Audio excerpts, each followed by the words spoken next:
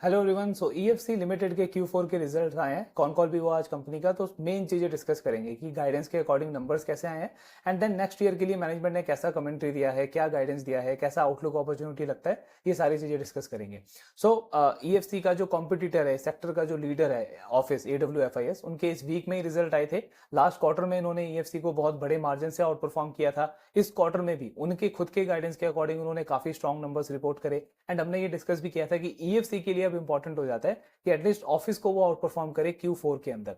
सो EFC का अगर आप पूरा स्टोरी देखोगे जो हमने ट्रैक करना स्टार्ट किया था, इनका गाइडेंस था FY25 के लिए कि 100% से हम रेवेन्यू को ग्रो करेंगे, लेकिन लास्ट क्वार्टर में काफी डिसअपॉइंटिंग नंबर्स आए, सिर्फ 3% का रेवेन्यू ग्रोथ था। हालांकि वो ट्रेडिंग फर्नीचर ट्रेडिंग वाला जो उनका डिवीजन था वो FY25 में उन्होंने बंद कर दिया, दूसरा नया बिजनेस स्टार्ट किया, लेकिन उसको एक्सक्लूड करके भी अगर आप देखोगे तो भी ओवरऑल ग्रोथ सिर्फ 35-40% की आ रही थी और ऑफिस इतने बड़े बेस के ऊपर भी 40-45% से ग्रो कर रहा था। तो वो चीज काफी डिसअपॉइंटिंग थी। प्लस मैनेजमेंट ने ग्रोथ गाइडेंस भी घटा दिया, 100% का ग्रोथ गाइडेंस उन्होंने घटा करके 50% के आसपास कर दिया FY25 के लिए। सो ये कुछ चीज नेगेटिव थी। हालांकि स्टॉक का वैल्यूएशन कम है, 2025 का पी मल्टीपल है, और अगर ये 50% का भी ग्रोथ नंबर करते हैं तो री रेटिंग की अपॉर्चुनिटी तो थी, लेकिन जो री रेटिंग का पोटेंशियल पहले था 100% के गाइडेंस के ऊपर, कोई भी बिजनेस जब गाइडेंस घटाता है तो ऑफ कोर्स मार्केट उस पर रिएक्ट जरूर करता है। वैसा री रेटिंग आप एक्सपेक्ट नहीं कर सकते फिर उस केस में उस पर्टिकुलर स्टॉक से। ईएफसी का अगर हम बिजनेस मॉडल डिस्कस करें शॉर्ट में, तो कंपनी के 3 मेन बिजनेसेस हैं। पहला बिजनेस है कोवर्किंग का। कोवर्किंग का सेम वही जैसे एक प्रॉपर्टी है जो उसका ऑनर है, ये कंपनी या AWFS जैसी कंपनी जो है वो उसको लीज पे लेती है। अब कुछ केसेस में वो लीज पे लेते हैं, कुछ केसेस में वो खुद उसको परचेज कर लेते हैं। सो उसके बाद में वो उस प्रॉपर्टी को इस तरीके से डिजाइन करते हैं कि वहां पे बहुत सारी अलग अलग कंपनीज, अलग अलग इंडस्ट्री की एक साथ मिलकर वहां पे अपना वर्क स्पेस जो है उसको वो शेयर करें। इसी को कोवर्किंग मॉडल बोलते हैं और उन सबसे रेंटल इनकम आता है इस कंपनी को, ईएफसी को, AWFIS को। तो पहला डिवीजन इनका ये है कोवर्किंग वाला, मेन रेवेन्यू यहीं से आता है। दूसरा सेगमेंट है इनका डिजाइन एंड बिल्ड का। अब डिजाइन एंड बिल्ड में इनकी मैनेजमेंट का कहना है कि क्योंकि हम रियल स्टेट इंडस्ट्री के अंदर लास्ट 10-15 ईयर से काम कर रहे हैं, तो हमको एक बहुत अच्छा एक्सपीरियंस है कि एक ऑफिस का इंटीरियर कैसा होना चाहिए, डिजाइन कैसा होना चाहिए, वो भी हर एक सेक्टर का। अगर आईटी सेक्टर की कंपनी है तो उसका ऑफिस का डिजाइन कैसा होना चाहिए, अगर बीएफएसआई सेक्टर की कंपनी है तो उसका इंटीरियर वगैरह कैसा होना चाहिए, वर्क स्टेशन कैसा होना चाहिए, ये हमें लास्ट 10-15 ईयर से बहुत अच्छा एक्सपीरियंस है।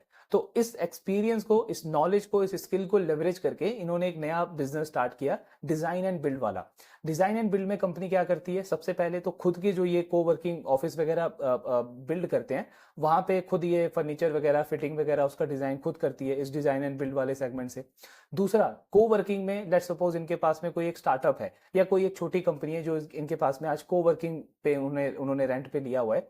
कल को चल के जब वो बिजनेस ग्रो करता है और खुद का वो एक अपना ऑफिस लेते हैं कहीं पे रेंट पे, तो ईएफसी अपने डिजाइन एंड बिल्ड वाले बिजनेस से उनको हेल्प कर सकता है उनका ऑफिस सेटअप करने में, फर्नीचर, फिटिंग, इंटीरियर वगैरह सेटअप करने में। तो यहां से इनको रेवेन्यू आता है। तीसरा एक और चीज है कि ये डिजाइन एंड बिल्ड में जो एक्सटर्नल क्लाइंट्स हैं, यानी जैसे टीसीएस हो गया, जो इनका कोवर्किंग में क्लाइंट नहीं है लेकिन उनको डिजाइन एंड बिल्ड के सर्विसेज कंपनी ने दी है पास्ट में। फिर आपका टेक महिंद्रा हो गया, ये सारी जो बड़ी बड़ी कंपनीज हैं उनको भी एक्सटर्नली भी कंपनी ऑर्डर लेती है ये डिजाइन एंड बिल्ड के, एंड वहां से उनको ये फर्नीचर वगैरह सेटअप करके देती है। तो ये इनका दूसरा सेगमेंट है। ये लास्ट कुछ टाइम से इन्होंने स्टार्ट किया लेकिन इसमें ग्रोथ अच्छा आ रहा है। तीसरा सेगमेंट है इनका फर्नीचर मैन्युफैक्चरिंग का। अब ये थोड़ा सा सुनने में काफी थोड़ा सा ऑड लगता है क्योंकि सर्विस ओरिएंटेड बिजनेस है, लेकिन मैन्युफैक्चरिंग के अंदर भी इन्होंने एंटर किया है। ये रिसेंटली किया है, FY25 के अंदर ही एंटर किया है। तो पहले ये कंपनी क्या करती थी कि फर्नीचर ट्रेडिंग करती थी। जैसे इनको कोवर्किंग में जो ये सेटअप कर रहे हैं वहां पे फर्नीचर की रिक्वायरमेंट है तो कंपनी किसी सप्लायर से, वेंडर से फर्नीचर लेती थी। डिजाइन एंड बिल्ड में अगर ये डिजाइन कर रहे हैं किसी क्लाइंट के लिए, वहां पे भी फर्नीचर का रिक्वायरमेंट है तो अगेन कंपनी फर्नीचर वेंडर वगैरह से लेती थी। देन मैनेजमेंट ने ये आइडेंटिफाई किया कि क्योंकि हम वेंडर से ले रहे हैं, सप्लायर से ले रहे हैं, तो एक तो मार्जिन हमको कम पड़ रहा है, वो अपना मार्जिन 10-15% उसमें ऐड करता है। दूसरा, क्वालिटी पे इतना अच्छा कंट्रोल नहीं है। तीसरा, ऑर्डर टाइम पे नहीं मिलता, वो कभी कभी डिले हो जाता है। तो इस लूप होल को ब्लॉक करने के लिए मैनेजमेंट ने एक स्ट्रेटेजिक डिसीजन लिया कि इनका एक जो वेंडर था जहां से ये फर्नीचर वगैरह परचेज करते थे, उनका उन्होंने मैन्युफैक्चरिंग सेटअप देखा, मैन्युफैक्चरिंग फैसिलिटी देखा, इनको अच्छा लगा और वो पूरा प्लांट इन्होंने एक्वायर कर लिया और उस बिजनेस को इन्होंने नाम दिया है एक डिजाइन फर्नीचर मैन्युफैक्चरिंग वाला बिजनेस है इनका। अब ये अभी FY25 में ही स्टार्ट हुआ है, तो आई मीन करंटली तो बहुत कुछ खास रेवेन्यू आता नहीं है, लेकिन इसका एक और रेवेन्यू सेगमेंट है। एक तो ये कोवर्किंग में ऐड करेंगे, दूसरा डिजाइन एंड बिल्ड में फर्नीचर लेंगे, तीसरा ये एक्सटर्नली रिटेल मार्केट में भी इसको ग्रो करने को देख रहे हैं। जैसे आपके जो रेस्टोरेंट्स हो गए, कैफेज हो गए, होटल हो गया, आपका जो एजुकेशन सेंटर है, स्कूल्स वगैरह, इंस्टीट्यूशंस वगैरह, ट्यूशन सेंटर्स वगैरह, वहां पे भी फर्नीचर वगैरह सेटअप सेल करने का कंपनी का आगे का विजन है। अभी नहीं कर रहे हैं, आगे का प्लान है कंपनी का। तो ये पूरा बिजनेस मॉडल है EFC लिमिटेड का। अब हमने ये सारा डिस्कस कर लिया, गाइडेंस घटाया, Q4 में थोड़ा सा, Q3 में थोड़ा सा नेगेटिव पॉइंट था। अब Q4 में देखते हैं कि कंपनी के ओवरऑल नंबर्स कैसे आए हैं। तो सबसे पहले रिजल्ट अगर हम देखते हैं EFC का, आई मीन ब्लॉकबस्टर नंबर्स इन्होंने रिपोर्ट करे हैं। Q4 में अगर आप रेवेन्यू देखोगे कंपनी का, तो 126% से ग्रो किया है YOY लेवल पे, डबल से भी ज्यादा हो गया। इबिट्टा में 109% की ग्रोथ है। मार्जिन में ऑफकोर्स आपको दिखेगा थोड़ा सा प्रेशर है, वो इस वजह से है बिकॉज डिजाइन एंड बिल्ड का जो मार्जिन है वो कंपनी के ऑफिस कोवर्किंग वाले बिजनेस के मार्जिन से कम है। तो जैसे जैसे डिजाइन एंड बिल्ड का जो रेवेन्यू शेयर इंक्रीज होता जाएगा, वैसे वैसे कंपनी के मार्जिन पे थोड़ा सा प्रेशर पड़ेगा, इसलिए मार्जिन पे इंपैक्ट पड़ा है। पैट में भी 72% की ग्रोथ है। अब एक चीज आप यहाँ पे ऑब्जर्व करोगे कि टॉप लाइन का ग्रोथ है 126%, लेकिन पैट में वैसा ग्रोथ हमको देखने को नहीं मिला। I mean operating leverage company को इतना अच्छा नहीं मिला इस पर्टिकुलर क्वार्टर के अंदर। सो उसका क्या रीजन है, आगे हम इनका P&L एनालिसिस में डिस्कस करेंगे। देन टोटल सीट अगर आप देखोगे कंपनी की, तो 60,000 टोटल सीट्स हैं आज के टाइम पे। लास्ट ईयर 41,000 था। सो एक्चुअली इनका गाइडेंस था पहले कि हम 70,000 सीट्स ऐड करेंगे, फिर इन्होंने लास्ट क्वार्टर में इसको कम करके 62 से 65,000 का किया उस गाइडेंस को, और एक्चुअली में इन्होंने 60,000 सीट्स टोटल ऐड करे हैं इस पूरे फाइनेंशियल ईयर के अंदर। अब ये 41,000 से 60,000 का अगर आप नंबर देखते हो, तो एक्सपेंशन रेट बहुत अच्छा है। 44 से 45% का एक्सपेंशन रेट हो गया ये, अगर आप 41 से 60,000 पे पहुंचे हो। बट प्रॉब्लम क्या है कि बिजनेस में, आई मीन अगर आप बिजनेस करते हो तो आपको ये एक्सपीरियंस होगा कि बिजनेस में बोला जाता है कि आप अपने क्लाइंट को और अपने इन्वेस्टर्स को हमेशा आपको अंडर कमिट करना है और ओवर डिलीवर करना है। तो ये जो 45% का एक्सपेंशन है, ये बुरा नहीं है, लेकिन क्योंकि इन्होंने पहले एक्सपेक्टेशन सेट कर दिया था 70,000 का और उसके बाद में 65,000 का, यानी कि मोटा मोटा आप 60% का एक तरीके से ग्रोथ टारगेट कर रहे थे नंबर ऑफ सीट्स के अंदर, और फिर जब आपने 60,000 किया है तो वो थोड़ा सा खराब लगता है, मतलब थोड़ा सा आपका खराब परसेप्शन जाता है। जब भी आप, आई मीन आप अगर न्यूज में भी देखते होंगे, जैसे वो जो कई सारे मीडिया न्यूज चैनल हैं, उनमें जब किसी कंपनी का रिजल्ट आता है तो सबसे पहले क्या वर्ड आता है कि स्ट्रीट के एक्सपेक्टेशंस को बीट किया इस बिजनेस ने। इसका मतलब जो नंबर एक्सपेक्टेड था उससे बेटर उन्होंने परफॉर्म किया है, और सडनली आप देखोगे स्टॉक में अपर सर्किट लग गया, या जो भी 5, 7, 10% का अपसाइड आ गया। इसका बिल्कुल अपोजिट होता है जब आप अपने एक्सपेक्टेशन को अंडर परफॉर्म करते हो। आई मीन आप देखते हो कि रिजल्ट तो अच्छा आया, ग्रोथ अच्छा है बिजनेस का 25-30%, लेकिन स्टॉक फिर भी नीचे है। क्यों? बिकॉज जो बिजनेस ने एक्सपेक्टेशन सेट किया था उससे खराब परफॉर्म किया इन्होंने। सो ये चीज बहुत इंपॉर्टेंट होती है बिजनेस वर्ल्ड के अंदर। तो नंबर अच्छा है ये, पर वही पॉइंट है कि एक्सपेक्टेशन से थोड़ा सा अंडर परफॉर्म किया है कंपनी ने। देन रेवेन्यू टर्म्स में अगर आप देखोगे तो YOY लेवल पे 57% का ग्रोथ है कंपनी का, अगर हम फुल ईयर बेसिस पे बात करें। अब यहाँ पे ना थोड़ा सा मिक्स हुआ है। पहले इनका गाइडेंस था 100% का, जो हमने डिस्कस किया, तो उसके अकॉर्डिंग इनका ये 419 करोड़ का जो रेवेन्यू है, ये मिलियंस में आपको इसको 10 से डिवाइड करना पड़ेगा करोड़ में लाने के लिए अगेन। सो 100% के ग्रोथ के अकॉर्डिंग कंपनी का जो एक्चुअल रेवेन्यू है FY25 में, वो अराउंड 820, 830, एटलीस्ट 800 करोड़ के आसपास आना चाहिए था, जो इन्होंने एक्सपेक्टेशन सेट किया था। अब इसमें हुआ क्या, Q3 में कंपनी का सिर्फ 3% का रेवेन्यू ग्रोथ आया और इन्होंने ग्रोथ गाइडेंस घटा के 50% कर दिया। तो अगेन Q3 के पॉइंट ऑफ व्यू से आपने गाइडेंस को मिस किया, बहुत बड़ा गाइडेंस मिस हुआ आपका, और ये नेगेटिव भी है कि 100% की ग्रोथ को आपने 50% कर दिया। अब Q3 के नंबर्स को बेंचमार्क लेकर के चलें या उसके गाइडेंस को बेंचमार्क लेके चलें, तो इन्होंने 9 मंथ्स में ऑलरेडी 445 करोड़ कर दिया था। पिछले पूरे साल में था 419 करोड़ और 9 मंथ्स में 445 करोड़ हो गया था, और Q3 में गाइडेंस था 50% की ग्रोथ का। इसके अकॉर्डिंग कंपनी को फुल ईयर बेसिस में 628 करोड़ करना था, यानी कि मोटा मोटा 183 करोड़ कंपनी को और ऐड करना था Q4 के अंदर। लास्ट ईयर Q4 में कितना रेवेन्यू था, 93 करोड़। इस साल गाइडेंस अचीव करने के लिए कितना करना था, 183 करोड़, और एक्चुअली में कंपनी ने कितना किया, 210 करोड़। तो एक तरफ Q3 में इन्होंने गाइडेंस को मिस किया, 100% ग्रोथ गाइडेंस को सिर्फ 3% अचीव किया और घटा करके 50% कर दिया, लेकिन Q3 का जो गाइडेंस था कंपनी का, उनको इन्होंने बहुत बड़े मार्जिन से आउट परफॉर्म कर दिया। आई मीन 620 करोड़ के आसपास का रेवेन्यू कंपनी को करना था Q3 के गाइडेंस के अकॉर्डिंग, लेकिन 656 करोड़ कर दिया। तो थोड़ा सा मिक्स हुआ है, पहले गाइडेंस को अंडर परफॉर्म किया, अगली बार गाइडेंस को आउट परफॉर्म कर दिया। सो ये दोनों चीजें इन्होंने एक ही फाइनेंशियल ईयर के अंदर किया है। देन इबिट्टा में फुल ईयर में बहुत अच्छा ग्रोथ है। पैट तो कंपनी का फुल ईयर बेसिस पे स्ट्रॉन्ग ऑपरेटिंग लेवरेज मिला है, आई मीन डबल से भी ज्यादा हो गया है। 122% का ग्रोथ है कंपनी के पैट के अंदर। देन रेवेन्यू सेगमेंट मिक्स अगर हम देखें तो कंपनी का जो रेंटल बिजनेस है मेन यहीं से रेवेन्यू आता है आज के टाइम पे 57%। डिजाइन एंड बिल्ड का कंट्रीब्यूशन 40% है। फर्नीचर अभी जस्ट स्टार्ट हुआ है तो 3% के आसपास कंट्रीब्यूट करता है। अब लेकिन पीबीटी लेवल पे अगर आप देखोगे यानी प्रॉफिटेबिलिटी पे लेवल पे देखोगे तो रेंटल बिजनेस जो है इनका को वर्किंग वाला वो क्योंकि बहुत पहले से बिजनेस है, मेच्योर हो चुके हैं काफी सारे सेंटर्स, तो उसमें ऑपरेटिंग लेवरेज अच्छा आता है। इसीलिए आप देख रहे हो 71% प्रॉफिट जो है वो कंपनी का रेंटल बिजनेस से आता है। डिजाइन एंड बिल्ड का कॉन्ट्रीब्यूशन 28% है। फर्नीचर अगेन अभी जस्ट स्टार्ट हुआ है तो थोड़ा टाइम लगेगा ग्रो करने में। अब ये पीएनएल वाला पार्ट जो अभी हमने देखा था कि कंपनी का इबिट्टा ग्रोथ है 109%, लेकिन पैट में सिर्फ 72% का ग्रोथ देखने को मिल रहा है। सो उसका रीजन है कंपनी का tax expense. Last year Q4 में इस कंपनी को सिर्फ 13% का टैक्स लगा था, जिसकी वजह से बॉटम लाइन में अच्छा ग्रोथ आया। इस बार Q4 में कंपनी का वही 24-25% के आसपास का टैक्स एक्सपेंस आया है, तो आप देखोगे ये काफी ज्यादा इंक्रीज हो गया है, जिसकी वजह से पैट के अंदर सिर्फ 72% का ग्रोथ देखने को मिल रहा है, जबकि पीबीटी में आप देखोगे 120% का ग्रोथ है। तो इसका मतलब ये है कि एक्चुअल जो प्रॉफिटेबिलिटी है इस कंपनी की Q4 में वो इससे भी बहुत बेटर है। जस्ट ये टैक्स एक्सपेंस इंक्रीज हो गया कंपनी का, इसकी वजह से सिर्फ 72% का ग्रोथ है। बाकी फुल ईयर में तो हमने देखा ये डबल से ज्यादा हुआ है कंपनी का पैट। कुछ और अपडेट्स क्या है तो एक तो हमने इनके कॉन कॉल में डिस्कस कर चुके हैं कि ये बिग बॉक्स वेंचर पुणे की एक कंपनी है जो फास्ट पेस पे ग्रो कर रही है, उसको इन्होंने एक्वायर किया है। मेजोरिटी स्टेक इन्होंने एक्वायर कर लिया इस कंपनी का। एसएम रीट के ऊपर अपडेट ये है कि इस फाइनेंशियल ईयर में एक्सपेक्टेड है ये लिस्ट हो जाएगा और ये इनके बॉटम लाइन में ऐड करेगा 3-4-5% के बीच में। जो मैनेजिंग फी इस रीट को मैनेज करने का जो फी है वो कंपनी के बॉटम लाइन में ऐड होगा। और एक और प्रॉपर्टीज दो इन्होंने एक्वायर करी है, एक 1500 सीट्स की और एक 600+ सीट्स की।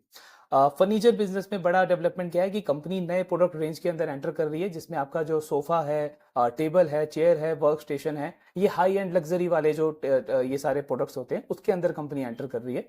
डिजाइन एंड बिल्ड में कंपनी को एक बड़ा ऑर्डर मिला है 183 करोड़ का इंडियन एमएनसी कंपनी से, तो ये भी एक काफी बड़ा अच्छा अपडेट है। देन इसके बाद में इनका अगर हम एक्सपेंशन वगैरह देखें, प्रेजेंस वगैरह देखें, तो अनलाइक AWFIS जो आज के टाइम पे टियर 2 सिटीज में काफी रैपिडली एक्सपैंड कर रहा है, लास्ट कुछ टाइम से अगर आप देखोगे तो वो 20-25% से अपना एक्सपेंशन कर चुके हैं टायर 2 सिटीज के अंदर। EFC लिमिटेड जो है इनकी मैनेजमेंट का कहना है कि अभी जो ग्रोथ पोटेंशियल है वो मेन हमको मेट्रो सिटीज, टियर 1 सिटीज के अंदर ही दिख रहा है। एंड इन्होंने डेटा भी शेयर किया एक्चुअली में कि लास्ट 4-5 ईयर्स में अगर आप देखोगे तो जितने भी को वर्किंग लॉन्च हुए हैं वो आपके 3 सिटीज के अंदर ही हुए हैं। 70% 3 सिटीज के अंदर हुए हैं, बैंगलोर, पुणे एंड हैदराबाद। तो इसलिए कंपनी इन 9 सिटीज के ऊपर अभी फोकस कर रही है। आगे बाद में जाके इनका प्लान है कि ये टायर 2 टायर 3 सेंटर्स के अंदर एंटर करेंगे। देन इसके बाद में क्लाइंट बेस इन्होंने इस क्वार्टर में काफी बड़े बड़े क्लाइंट्स को ऑनबोर्ड किया है। रिलायंस है, आपका हिताची है, मेडीबडी है, ये सारे न्यू क्लाइंट्स ऑनबोर्ड करे हैं। प्लस एग्जिस्टिंग क्लाइंट लिस्ट भी कंपनी का काफी स्ट्रॉन्ग है, जैसे आप देखोगे TCS से लेकर के गोदरेज, फ्लिपकार्ट, इनके लिए इन्होंने वो डिजाइन बिल्ड वाला भी काम किया है, तो दोनों मिक्स है इसके अंदर। सो क्लाइंट बेस कंपनी का काफी स्ट्रॉन्ग है। तो ये ओवरऑल नंबर्स है, रिजल्ट्स वगैरह थे EFC लिमिटेड के। अब पॉइंट आता है कि कॉन कॉल के अंदर मैनेजमेंट का मेन कमेंट्री क्या रहा। तो एक तो बहुत अच्छा ये कॉन कॉल गया है बिकॉज इनमें इनके जो फाउंडर हैं और जो चेयरमैन पर्सन है मिस्टर उमेश शाह, उन्होंने काफी पार्टिसिपेट किया, काफी इंटरेक्शन किया। और आई थिंक अभी तक जितने भी कॉन कॉल्स हुए हैं ये पहला कॉन कॉल है जहां पे उन्होंने इतना ज्यादा इंटरेक्शन किया है। तो बहुत अच्छी इंसाइट्स उन्होंने शेयर करी है इस इंडस्ट्री के रिलेटेड, इस सेक्टर के रिलेटेड। तो डिटेल कॉन कॉल एनालिसिस इनका हम अलग से करेंगे। एक जो मेन चीज उन्होंने शेयर किया कि इनका अगर आप एवरेज रेंटल देखोगे आज के टाइम पे तो वो 6500 है। कुछ कॉन कॉल पहले इन्होंने एक कमेंट्री दिया था, गाइडेंस नहीं था, कमेंट्री दिया था कि हमारा ऐसा एस्पिरेशन है कि जो एवरेज रेंटल है हमारा वो 6500 से 8000 के आसपास हम लेकर के जाएंगे। तो इनको पूछा गया इस चीज के ऊपर कि क्या आउटलुक है उसके ऊपर, एंड उन्होंने बहुत अच्छा इंसाइट शेयर किया कि अगर आप ये इंडस्ट्री देखोगे, ये जो को वर्किंग वाला बिजनेस है, सेक्टर है, इस पूरे सेक्टर का ग्रोथ एक्सपेक्टेड है नेक्स्ट 3-4-5 ईयर्स के लिए कि 25% पे ग्रो करेगा। मतलब आप ये देखो कि पूरी इंडस्ट्री 25% पे ग्रो करने की एक्सपेक्टेशन है। तो आई मीन जो ऐसे प्लेयर्स हैं AWFS जैसे, EFC जैसे, वीवर्क जैसे, जो अच्छा एग्जीक्यूट कर सकते हैं, इनका ग्रोथ नंबर तो इससे भी बहुत अच्छा हो सकता है। तो इनका कहना है कि सेक्टर में ग्रोथ पोटेंशियल बहुत है। अब हमारे पास 2 ऑप्शन बचते हैं, पहला कि हम बिल्कुल ही एक्सट्रीम वैल्यू में चले जाएं, दूसरा हम वॉल्यूम गेम में चलें, साथ में वैल्यू भी उसका एडिशन हो। आज अगर आप ईएफसी का ऑक्यूपेंसी रेट देखोगे तो 90% ऑक्यूपेंसी है इस कंपनी का। यहाँ पे ये AWFIS को बहुत बड़े मार्जिन से आउट परफॉर्म करते हैं, बिकॉज AWFIS का अगर आप ब्लेंडेड लेवल पे ऑक्यूपेंसी देखोगे तो 73-74% है। प्लस अगर आप मैच्योर सेंटर्स का भी ऑक्यूपेंसी देखोगे तो भी 83-84% है। और इस कंपनी का कंसिस्टेंसी लास्ट कितने सारे क्वार्टर से ऑक्यूपेंसी 90% पे मेंटेन है। तो मैनेजमेंट का कहना है कि अगर हम सपोज अपना जो रेंटल है वो 6500 से सीधे 8000 10,000 कर देते हैं तो हम आ जाएंगे वैल्यू वाले सेगमेंट में। लेकिन उससे होगा क्या, हमारा जो ऑक्यूपेंसी है वो 90% से कम होकर के 60% 70% हो जाएगा।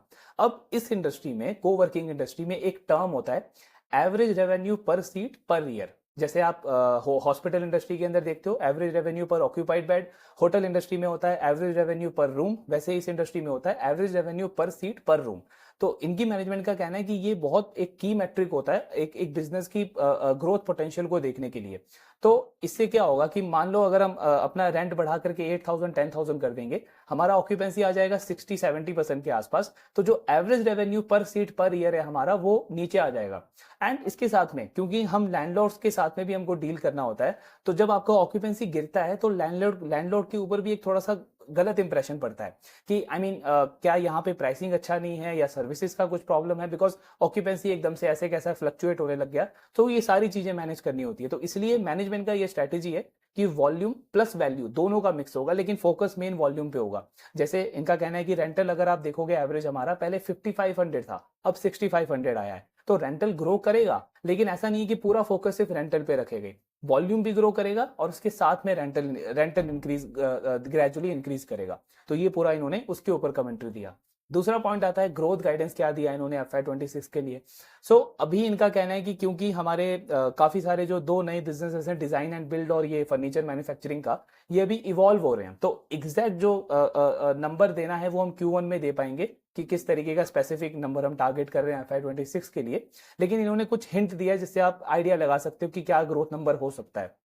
जैसे सीट एडिशन का इन्होंने गाइडेंस दिया है कोवर्किंग वाले बिजनेस के लिए कि 25,000 सीट ऐड करने का हमारा टारगेट है नेक्स्ट कुछ ईयर्स के लिए।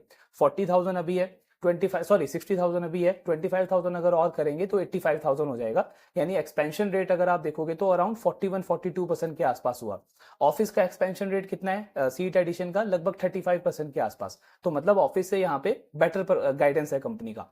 दूसरा इन्होंने गाइडेंस दिया है डिजाइन एंड बिल्ड वाले बिजनेस को लेकर के। डिजाइन एंड बिल्ड इस साल तो बहुत स्ट्रॉन्ग परफॉर्मेंस रहा है। अभी ऑर्डर बुक भी अगर आप देखोगे तो 200 करोड़ से ज्यादा का ऑर्डर बुक पड़ा हुआ है एंड वो नेक्स्ट कुछ क्वार्टर्स में कंपनी उसको एग्जीक्यूट करेगी। डिजाइन एंड बिल्ड वाले बिजनेस पे मैनेजमेंट का कहना है कि 60 से 70% के रेट पे ये बिजनेस हमारा ग्रो कर सकता है। तो और इन्होंने ये भी कहा है कि ये 60-70% जो गाइडेंस है ये हमारा इंटरनल एस्टिमेशन है और हमारा ऐसा मानना है कि इससे हम बहुत बेटर कर सकते हैं, मतलब इस गाइडेंस को आउट परफॉर्म कर सकते हैं। बट स्टिल अगर हम 60% का यहाँ पे नंबर लेकर के चलें, प्लस साथ में जो इनका फर्नीचर मैन्युफैक्चरिंग का बिजनेस है उसका टोटल कैपेसिटी अगर आप देखोगे तो 275 करोड़ से 300 करोड़ के बीच में है। यानी अगर पूरी 100% यूटिलाइजेशन पे कंपनी काम करेगी तो 275 से 300 करोड़ का रेवेन्यू वहां से जनरेट किया जा सकता है। इस फाइनेंशियल ईयर के लिए मैनेजमेंट का गाइडेंस है कि 50% का यूटिलाइजेशन लेवल रहेगा हमारा फर्नीचर मैन्युफैक्चरिंग में। तो हम थोड़ा सा कंजर्वेटिव गाइडेंस लेंगे तो 300 का लोअर एंड क्या हो गया 275 का अगर आप 50% देखोगे तो लगभग 137 करोड़ के आसपास हो जाता है। यानी 137 करोड़ आपका फर्नीचर मैन्युफैक्चरिंग से आना चाहिए, 60% का ग्रोथ आपका डिजाइन एंड बिल्ड और लगभग 40-35% के आसपास का ग्रोथ आपका कोवर्किंग में। तो इनको अगर आप ऐड करोगे तो कंपनी का FY26 का जो रेवेन्यू का पोटेंशियल है वो 1000 करोड़ के आसपास बन रहा है। 1000 को एक्चुअली अब भी ठीक करना चाहिए, लेकिन 1000 करोड़ के आसपास कंपनी ग्रो कर सकती है FY26 के अंदर। और FY25 में टोटल रेवेन्यू कितना है 656 करोड़। तो अगर मैं ग्रोथ कंपेयर करूं YOY लेवल पे, सो अराउंड 40-45-50% के रेंज में कंपनी ग्रो कर सकती है FY26 के अंदर। इसको ऑफिस से कंपेयर करें तो उसका ग्रोथ गाइडेंस कितना है 30% का। हालांकि वो कंपनी इससे अच्छा एग्जीक्यूट करती है, लेकिन अगेन उसका बेस भी काफी बड़ा है, तो 30 से अगर वो 35% भी करती है फिर भी EFC जो है उसके कंपेरिजन में वो काफी बेटर ग्रोथ नंबर कर सकता है, बिकॉज इसका बेस छोटा है। तो एक एडवांटेज भी है इनके पास में। प्लस वैल्यूएशन में अगर आप कंपेयर करोगे तो बहुत डिफरेंस है। EFC का अगर आप करंट पी देखोगे तो 25-30 के आसपास का है। बिजनेस का ग्रोथ 45-50% पे एक्सपेक्टेड है और पैट का ग्रोथ उससे भी अच्छा रहा तो पैग रेशियो अगर आप देखोगे 0.5 के आसपास बनता है। मतलब बहुत सॉलिड री रेटिंग की अपॉर्चुनिटी है। इनफैक्ट अगर चीजें अच्छे से एग्जीक्यूट हुई तो आई मीन अगर आप सिर्फ पी एक्सपेंशन देखो तो 25-30 का पी बहुत आराम से इनका 50-55 तक जा सकता है। तो री रेटिंग के पॉइंट ऑफ व्यू से तो बहुत स्ट्रॉन्ग पोटेंशियल लगता है स्टॉक के अंदर एंड बिजनेस के अंदर। एक चीज अगर हम थोड़ा सा नेगेटिव पॉइंट अगर हम डिस्कस करें तो वो है इनके गाइडेंस को लेकर के या थोड़ा सा कमेंट्री और एग्जीक्यूशन को लेकर के। ये थोड़ा थोड़ा पीएन गाडगिल वाला केस है। लाइक अगर आप पीएन गाडगिल को देखोगे तो उसका भी री रेटिंग का अपॉर्चुनिटी काफी अच्छा लगता है, क्योंकि 30% का ग्रोथ का गाइडेंस दिया है उन्होंने, रेवेन्यू ग्रोथ का। कंपनी उससे अच्छा एग्जीक्यूट कर सकती है एक्चुअली में। और पैट मार्जिन का उनका गाइडेंस थोड़ा सा वाइडर रेंज है, लेकिन अगर हम हाई रेंज पकड़ के चले तो 310-320 करोड़ तक का पैट कंपनी कर सकती है। तो इसके अकॉर्डिंग उसके स्टॉक में भी री रेटिंग का पोटेंशियल बहुत है। लेकिन उनका वही केस है कि गाइडेंस में थोड़ी सी इनकंसिस्टेंसी है, थोड़ा गाइडेंस उनका चेंज होता रहता है, तो उस चीज पे वैसा कंफर्ट नहीं आता।